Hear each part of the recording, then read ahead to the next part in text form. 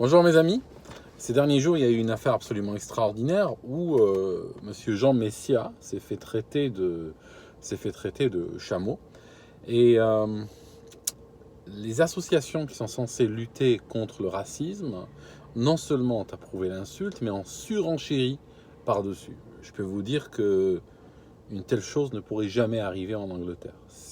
Ça montre un état d'illéquescence très avancé en France des affaires publiques, du débat public. C'est quelque chose d'absolument inimaginable. Vous savez, personnellement, il faudra quand même que je vous dise que insulter en utilisant des noms d'animaux ne fait pas partie de mon répertoire. J'ai une sorte de respect naturel pour les animaux, de sorte que lorsque j'ai envie de dégrader quelqu'un, il ne me viendrait pas à l'idée de le comparer à un animal. Cela dit, il y a une jurisprudence en France. On a vu par exemple à l'époque de Madame Taubira que lorsqu'il y a une insulte, une comparaison à un animal, Taubira à l'époque avait été comparé à un singe. On a eu aussi des cas où des juifs ont été aussi comparés à des animaux. Généralement, c'est considéré comme une insulte raciste. D'accord. Mais on voit aussi ici la politisation du racisme ou de l'antiracisme. Ça signifie que, en fonction de qui on est, soit notre attitude est considérée comme raciste, soit au contraire, elle est considérée comme quelque chose à encourager. Alors, je vais vous dire un truc. Euh, je pense quelque part, ce qui vient de se passer est une sorte d'hommage à, à l'assimilation parfaite de M. Jean Messia. C'est-à-dire que Jean Messia s'est assimilé à un groupe de gens qui subissent le racisme au quotidien. Et maintenant, lui est en train de subir le racisme. Vous voyez le truc? Les Français de souche, ou dits de souche, au quotidien, sont aujourd'hui les destinataires d'une violence asymétrique. Tué pour un regard, tué pour une cigarette, il est au coma, massacré par un groupe de jeunes, massacré à 10 contre 1. Et ça, en France, ça devient un quotidien.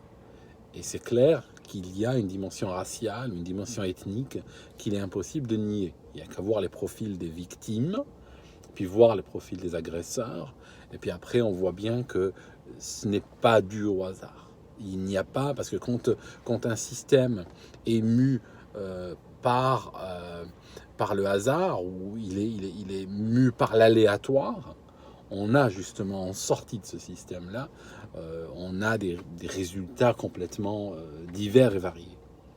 Alors qu'en France, il n'y a pas de variance. On a exactement le même schéma qui se répète. Donc, Monsieur Messia se retrouve aujourd'hui, n'est pas en meilleure posture que les Français qui ont été traités de sous-chiens et des choses comme ça, de manière impunie. D'accord? Ben lui, il se fait traiter aujourd'hui des chameaux, puis c'est impuni.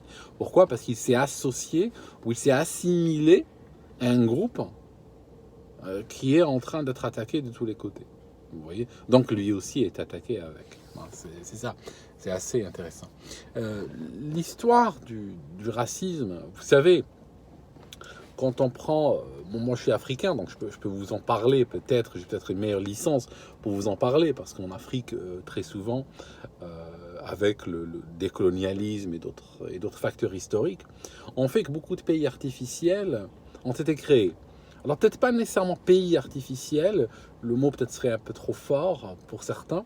Je dirais des frontières artificielles. Il suffit de voir l'Afrique, il y a des frontières tracées à la règle, des frontières en ligne droite. Et en fait, ces frontières-là ont souvent enfermé entre eux des gens qui historiquement ne vivaient pas ensemble. Donc à un moment donné, ils se retrouvent ensemble dans un territoire, et puis très rapidement les tensions commencent, et puis assez fatalement, elles finissent dans une forme de violence. D'accord? Elles débouchent sur la violence. Et ça, malheureusement, ce n'est pas l'apanage, ce n'est pas l'exclusivité de l'européen, ce n'est pas l'exclusivité du blanc, ni du noir, ni du jaune. C'est malheureusement, l'humain est fait comme ça.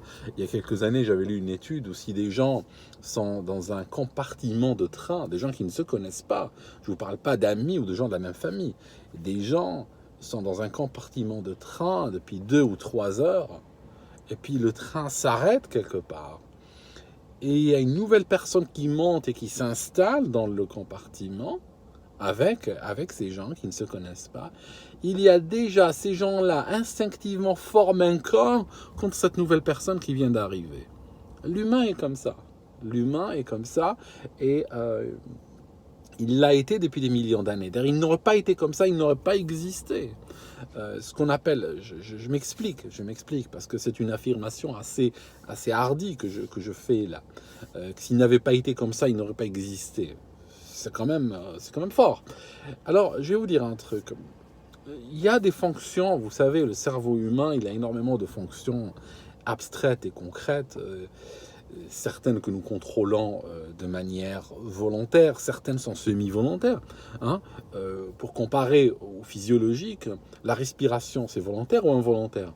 La respiration, c'est involontaire, mais je peux la contrôler aussi. Je peux l'arrêter, je peux l'accélérer. Donc, dans la tête, il y a des phénomènes comme ça. Il y a des choses volontaires, des choses involontaires et des choses qui sont un petit peu entre les deux. Parmi les fonctions, une des fonctions essentielles du cerveau humain, c'est ce qu'on appelle une fonction heuristique.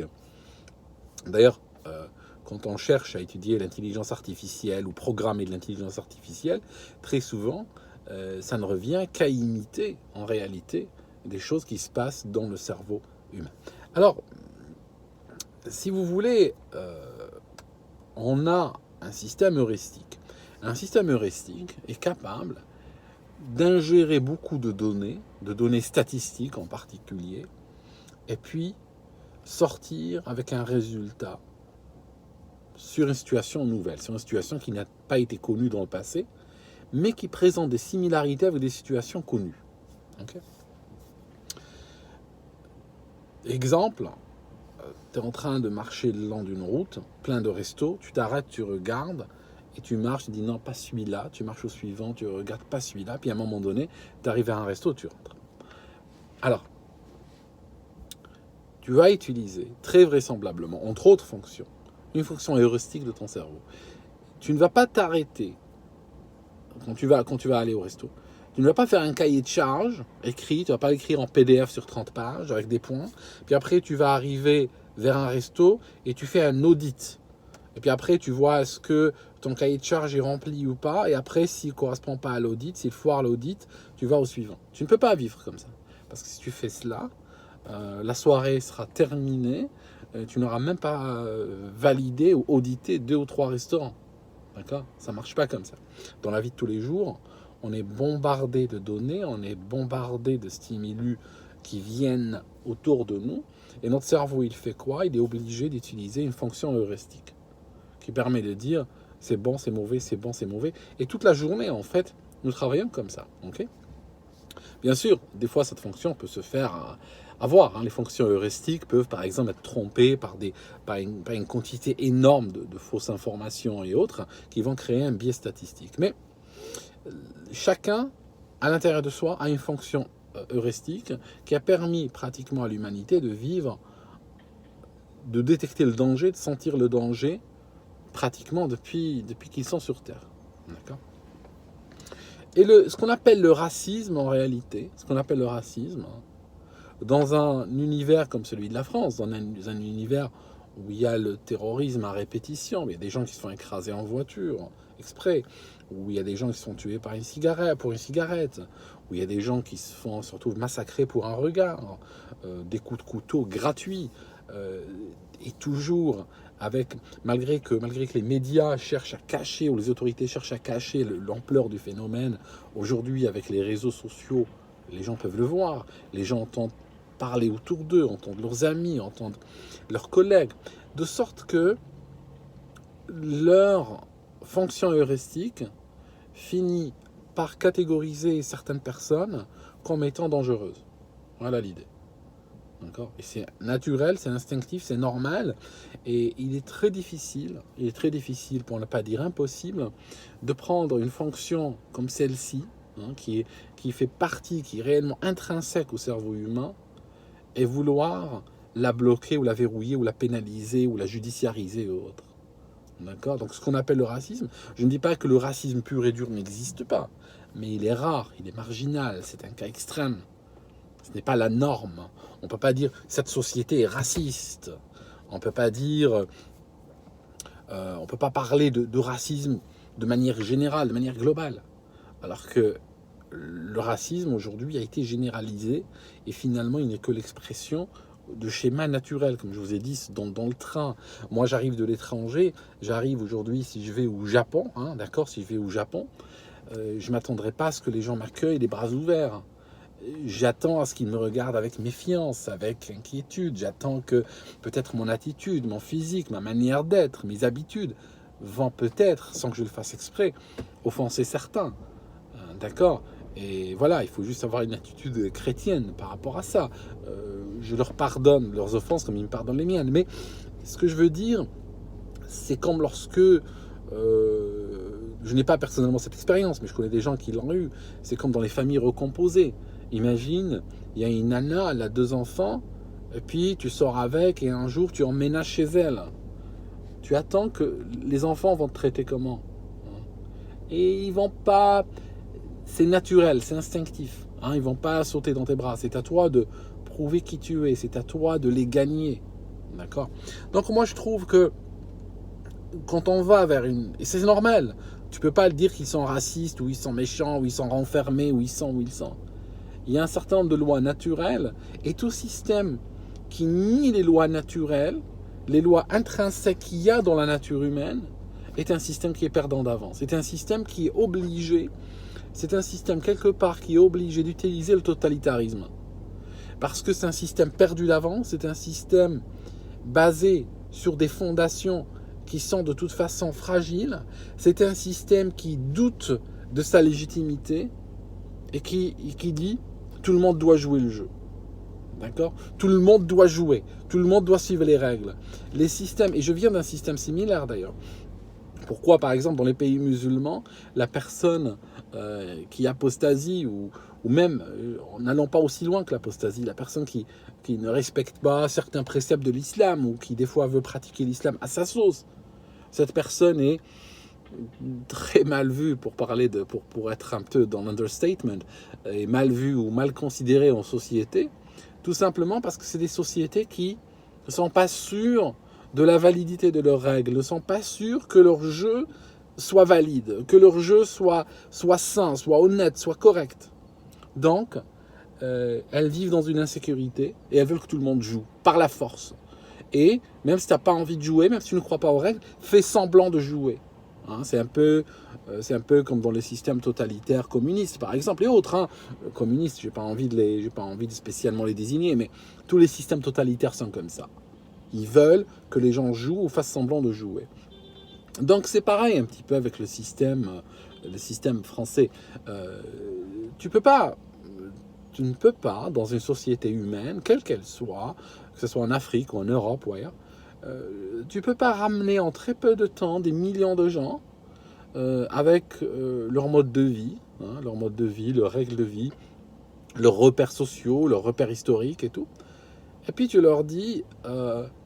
Maintenant, tu dis à ceux qui étaient là avant, il va falloir que tout ça soit transparent pour vous. Non, c'est normal, il faut s'attendre. C'est comme si je vais au Japon, et malgré toute ma volonté, moi si je vais au Japon aujourd'hui, si je décide d'aller vivre au Japon, je vais probablement lire 50 livres sur la vie en société au Japon. Je vais regarder des films, je vais regarder des documents, je vais parler à des Japonais.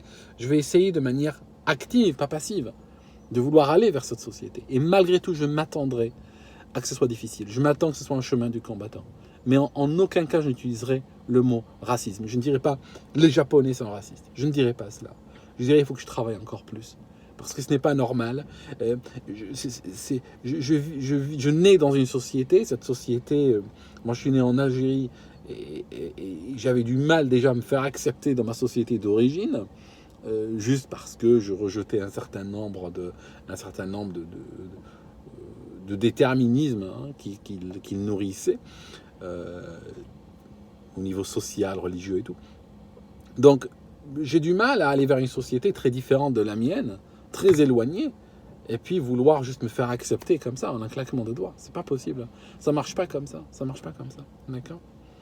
Et je trouve que le naturel Le naturel, en France, a été... Et tu peux rendre fou quelqu'un en prenant des choses naturelles. Quelqu'un te dit j'ai soif. Imagine ça. Quelqu'un te dit j'ai soif. Et puis tu te dis mais c'est pas possible. Mais je savais pas que tu étais comme ça.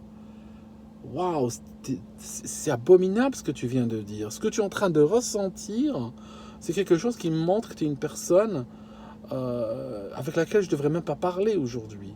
Tu es un être absolument abominable. J'espère que tu vas réfléchir à ce phénomène de soif qui arrive au fond de toi. Et tu vas essayer de travailler sur toi-même pour qu'il n'arrive pas, parce que les gens autour, ça leur arrive pas. Il n'y a que des gens particulièrement pervers, il n'y a que des gens particulièrement vils qui ressentent la soif. Ok ? Imagine que tu fais ça à quelqu'un. Tu peux rendre fou quelqu'un. D'accord ? Tu peux le faire à une personne ou tu peux le faire à un groupe. Il y a de quoi devenir fou. D'accord ?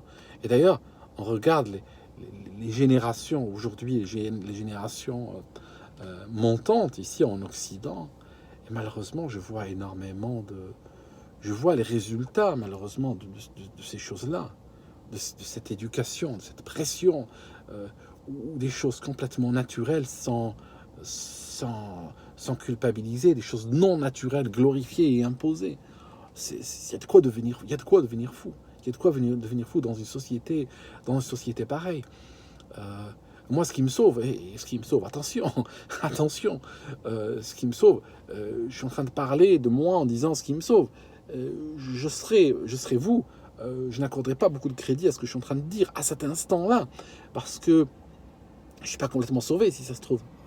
Mais je veux dire, ce qui me donne peut-être un peu de distance, je préfère ça, ce qui me donne un peu de distance par rapport à cette folie ambiante, c'est peut-être le fait que j'ai deux cultures, où j'ai grandi dans une culture différente, je suis né dans une culture différente. J'ai déjà vu des sociétés présenter des tares à l'échelle collective. Et donc j'arrive en Europe, j'arrive en Occident qu'il y a longtemps, quand j'étais ado, j'avais cette vision binaire. Beaucoup d'ados ont une vision binaire. Où je pensais que ma société était pourrie au-delà de toute récupération, et je pensais que l'Occident avait compris le sens de la vie, que l'Occident était réellement le futur. Et aujourd'hui, j'en suis revenu de cette vision-là. Je vous dirais que quand j'étais ado, j'avais des penchants communistes. J'avais même fini par la carte d'être encarté au PCF, juste pour vous dire. C'est pas. Mais cela dit, je trouve ça normal. Je trouve que c'est un cheminement de pensée normal. Il y a rien de. J'aurais été communiste aujourd'hui, ça aurait été inquiétant. Mais quand on a 17 ans, 18 ans, qu'on est communiste, c'est normal. Donc, je vous disais, la société occidentale est tout aussi détraquée que la société islamiste de laquelle je viens. Mais il y a une différence. Vous savez, quand vous regardez les gens qui ont des problèmes psychologiques ou psychiatriques, il y a le fonctionnel et il y a le non fonctionnel. Vous voyez autour de vous, il y a deux types. Moi, j'ai des amis qui ont des problèmes, par exemple, dans leur tête. C'est eux-mêmes qui le reconnaissent. Je suis très lent à affubler qui que ce soit de cette étiquette-là. Je ne suis pas quelqu'un qui marche dans la rue et qui colle des étiquettes psychologiques ou psychiatriques aux gens, rassurez-vous.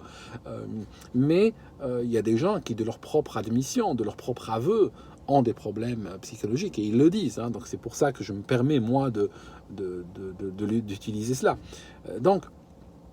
Et puis, là-dedans, vous voyez qu'il y a le fonctionnel et le non-fonctionnel. Le fonctionnel, c'est celui qui a des problèmes psychologiques, mais qui va continuer à aller travailler, qui va continuer à vivre sa vie, à avoir sa famille et tout ça. Même si intérieurement, il est démoli.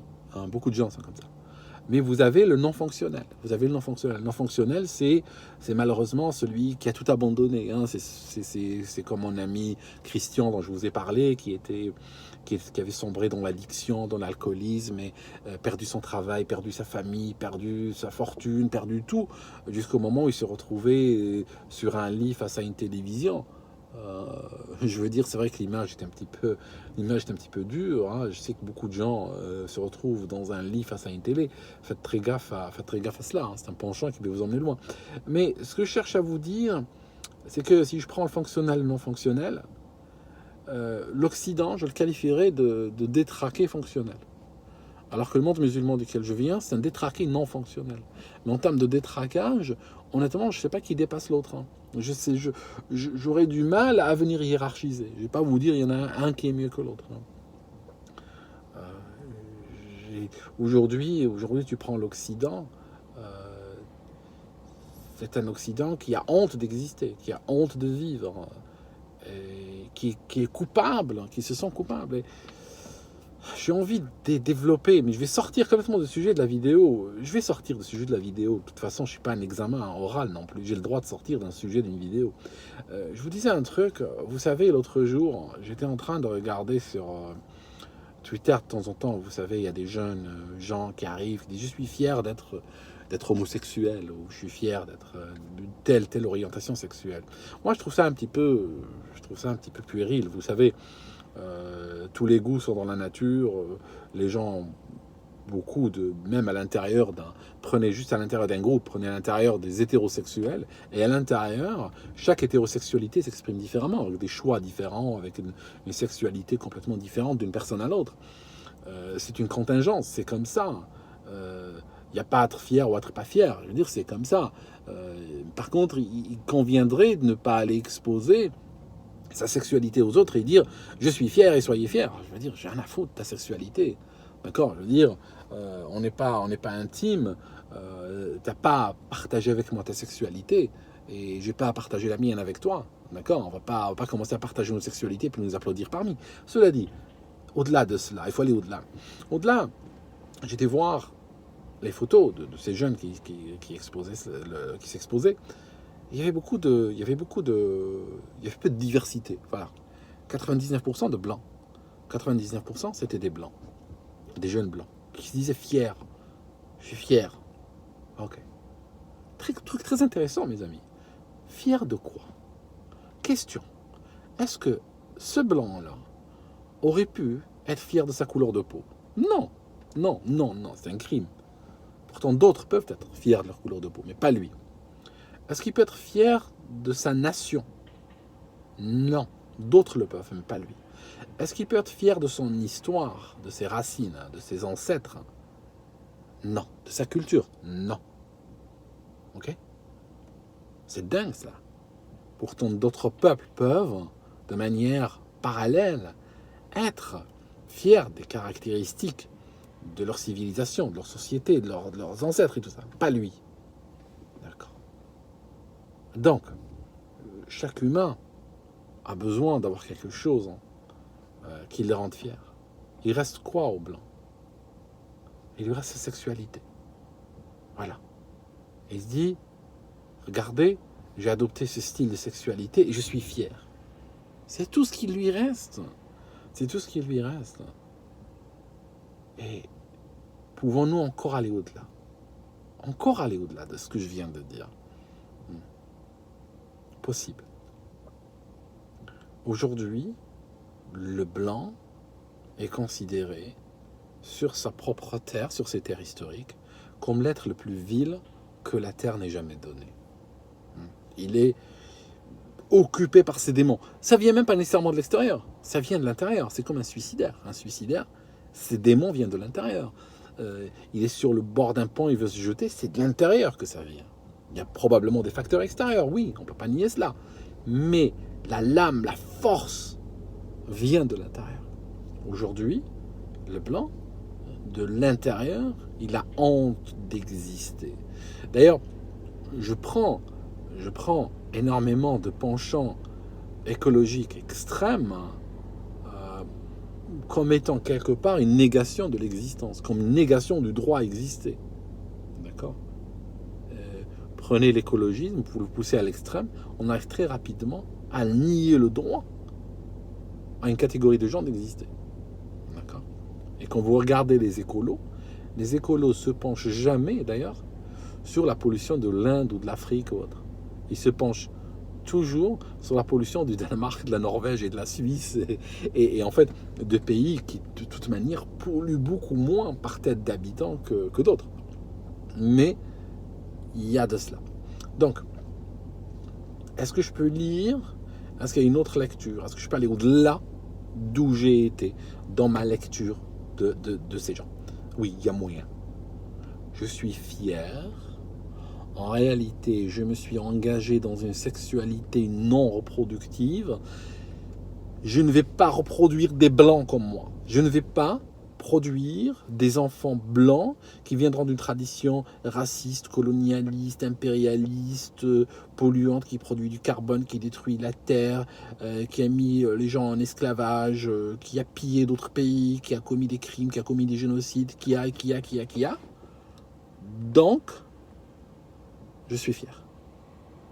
Je m'engage sur la voie de la stérilité. Je m'engage sur la voie de la non-reproduction. Je suis prêt à ne pas me reproduire, comme d'autres sont prêts à avorter en masse. Je suis prêt à financer par mes impôts d'autres personnes qui viendront sur ma terre se reproduire. C'est dingue ça. Je pense que c'est une lecture hardie peut-être, mais c'est cette vision-là que je vois derrière. Alors, il y a encore d'autres choses qu'on peut voir. Toujours dans ce monde aujourd'hui occidental, qu'il y a des problèmes avec le naturel, le non naturel. Je vous donne un exemple. Vous savez, il y a beaucoup de femmes aujourd'hui. Il y a aux États-Unis une affaire judiciaire énorme qui a éclaté autour du sport féminin, parce que vous savez que de plus en plus d'hommes s'identifiant à des femmes vont faire de la compétition avec les femmes et arrivent à les vaincre comme ça, à les battre comme ça. Donc de plus en plus, on va vers un temps, si ceci est laissé à son cours, on ira vers un temps où il n'y aura plus aucune femme qui pourra faire de la compétition de haut niveau au sport. Vraiment. Je vous donne un exemple. Prenez Usain Bolt, le coureur le plus rapide chez les mâles. Personne n'arrive à vaincre son record. Il tombera un jour. Ce sera peut-être dans 2 ans, 3 ans, dans 5 ans. Et celui qui arrivera à le vaincre, ne serait-ce que d'un centième de seconde, sera considéré comme le prochain être le plus rapide au monde. Okay. Vous savez que la femme, l'équivalent chez les féminins, la femme la plus rapide chez les femmes, vous savez que son record est battu chaque année par 300 à 400 garçons, dont des fois des adolescents, qui font de la compétition au niveau lycée. D'accord ? Donc, en termes de, c'est pas une construction sociale. Entre l'homme et la femme, il y a quand même un ADN, un morceau d'ADN de différence. Ce qui correspond dans une échelle naturelle, c'est énorme, c'est immense. Donc, un ADN de différence te donne un corps différent. Et cette différence-là, dans la société occidentale, alors moi je viens de la société arabe et je suis peut-être plus proche de la société arabe, de la vision de la société arabe sur ces choses-là, je suis très éloigné de la société occidentale sur ce point. La société occidentale considère la différence homme-femme comme étant une construction sociale pure. Il n'y a aucune différence entre l'homme et la femme, si ce n'est la construction sociale. Pourtant, on considère par exemple l'homosexualité comme n'étant pas une construction sociale, comme étant 100% naturelle. D'accord ? Ou bien, pire encore, on considère la transsexualité comme étant 100% naturelle. Vous savez ici, quand un enfant de 8 ans va chez son médecin d'école disant je veux changer de sexe, vous savez ce qu'il doit faire le médecin ? Il doit dire d'accord. Et il doit prendre le dossier et commencer à remplir déjà un dossier pour qu'il puisse faire sa transition. D'accord ? Comme si c'était un truc naturel, sa transition. Là, on ne dit pas que c'est une construction sociale. Si la différence entre l'homme et les femmes n'existait pas, que c'était une construction sociale, donc un homme ou une femme qui veulent aller vers l'autre groupe sont victimes aussi d'une construction sociale. Non, ça c'est naturel, attention. D'accord ? À propos de naturel, on voit rarement des femmes qui disent je m'identifie à un homme qui vont faire de la compétition chez les femmes, chez les hommes. Ça n'existe pas ça, mais dans l'autre sens ça existe. Enfin, ceci n'est pas une construction sociale. Par contre, l'homme et la femme, c'est une construction sociale. Donc, vous voyez ce que je veux dire ? Moi qui viens d'Afrique, qui viens d'un pays arabe, et vous savez, j'ai beau dire, mais venant d'un pays arabe, j'ai quand même une certaine sensibilité particulière à ces pays-là, sur certains points. On ne peut pas se refaire complètement, d'accord ? On ne peut pas se refaire complètement. Enfin, Je crois que j'en ai beaucoup dit aujourd'hui. J'en ai beaucoup dit aujourd'hui. Je cherche réellement à comprendre la psychologie de ce monde occidental. Il n'y a pas de... Je critique pas nécessairement, je constate.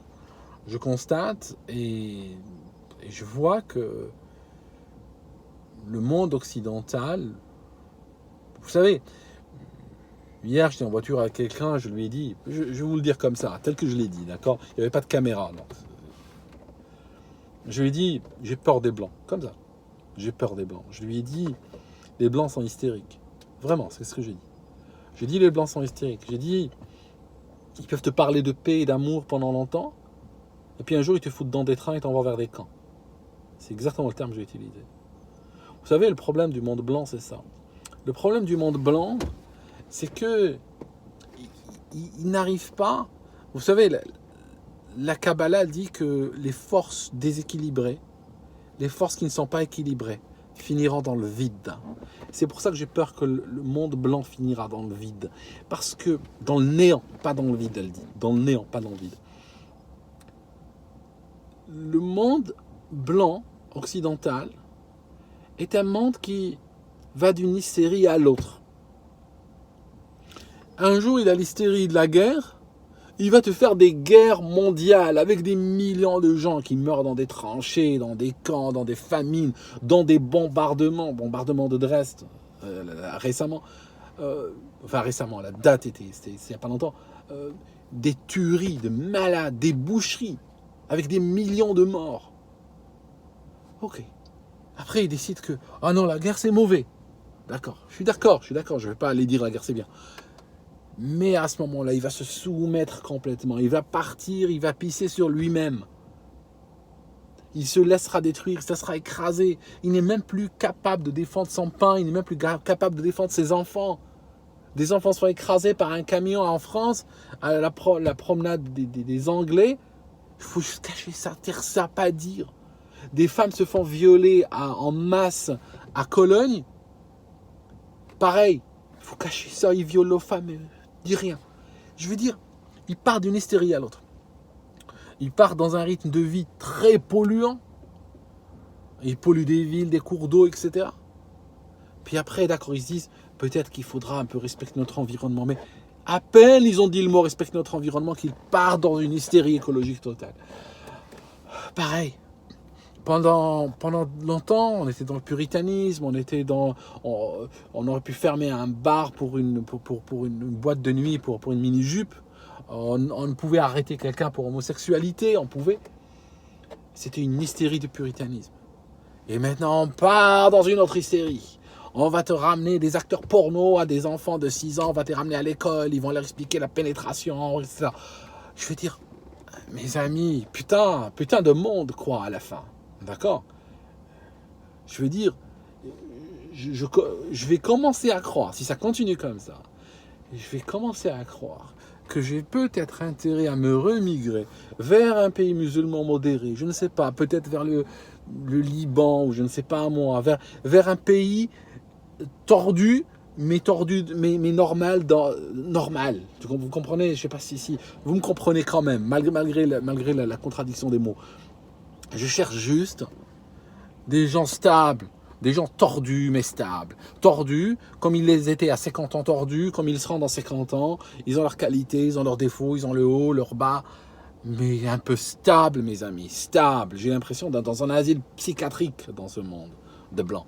D'accord? Vraiment. Voilà. Je crois que sur ceci, je vais m'arrêter parce que je vais en dire encore plus. Voilà. Je reviens un autre jour.